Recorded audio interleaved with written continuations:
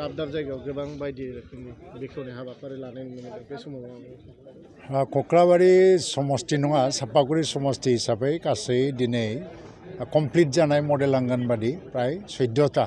आं बेखेवनो आखायाव लागासिनो दं आरो आसाम दर्शननि बे लक्ष्मी मन्दिर नावखालिनि बे 15 लाख टाका सेंसन जादों बेनि फाउन्डेसनखौबो दिनै खालामनो मोनबाय आरो गासै कक्लाबारि बा मासलपुर समष्टि बा आंनि फुराना सापागुरि समष्टि बावहाय गासै प्राय माने 82टा मडेल आंगनबादि सेन्टार मोननो थांगासिनो दं बेनि 42टाया प्राय माने माखासे दिननि उनावहायनो कमप्लिट जागोन दा 40टा लुनो थांगासिनो दं बेबो बे बोसोरनि गेजेराव कमप्लिट जागोन मडेल आंगनबादि सेन्टारनि गेजेरजों गामि गामि उन्दैफोरनि सावस्रिखौ जोथोन लानाय आरो बिसोरनि सोलोंथाइखौ जोथोन लानाय जाहाथे गामिफोराव कुनु उन्दैफ्रा सिकित्सा मोनालासिनो बेमाराव भुगिनानै थाया आरो रावबो उन्दैफ्रानो जाहाथे माने सोलोंथाइ लायै बिदि जानानै थाया गामिफोराव थ' बेखौनो जोथोन लानोनो मडेल आंगनबादि सेन्टार बेवहाय ओनसोलनि गार्जेनफोर कमिटि थायो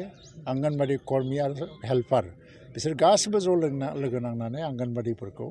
मोजां खालामनांगौ फारसेथिं नैबे लक्ष्मी मन्दिरा रायजोफोरनि मोनसे आस्थानि खोथा नावसालि आन्चलिक लक्ष्मी मन्दिरा बाहाय बयबो लक्ष्मी फुजानि समाव फैनानै फुजा खालामफैयो आरो समाजनि ओनसोलनि गोजोननि थाखाय आर'ज गाबफैयो बेबो बे स्किमनि दारैहाय 15 लाख आसाम दर्शननि स्किमजों जेंनाफ्रा जोबस्रांथों मोजाङै जौगासार जाथों आं बेखौनो मिजिंथियो